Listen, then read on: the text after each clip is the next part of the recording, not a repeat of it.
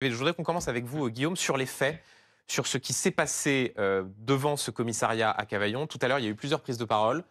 Le préfet, la procureure, le maire. Que sait-on à 18h57 des faits et des circonstances dans lesquelles ces 4 voitures de police ont été incendiées? Ce que l'on sait, c'est donc ça se produit à 5 heures au petit matin. Il y a 4 véhicules de police sérigraphiés plus un véhicule banalisé qui sont incendiés.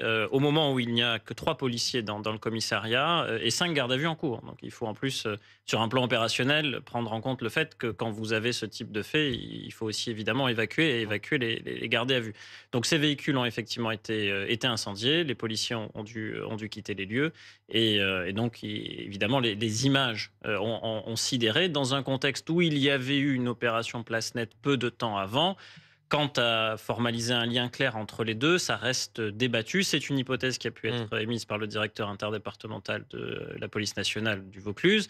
Maintenant, du côté du parquet, on est un petit peu plus prudent sur ce lien de causalité. Guillaume Fard, pour clore sur cette question Mhm. du narcotrafic. Effectivement, Thomas Legrand, Philippe Ballard parlait des opérations Place Nette, Oui. lancées par Gérald Darmanin, avec également Éric Dupond-Moretti, garde des Sceaux à l'époque. On a beaucoup dit, effectivement, c'est de la com, ça utilise des policiers, ça sert pas à grand-chose. Et en même temps, là, ce qui était sous-entendu, c'est que c'était précisément une opération antidrogue qui avait abouti à ce que ces voitures soient incendiées. Mais vous savez, si vous avez une voie d'eau dans votre toiture, vous allez quand même éponger. Hmm.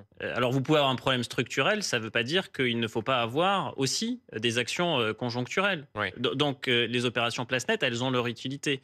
Est-ce qu'elles vont régler l'intégralité du problème? Non, il y a un problème de fond.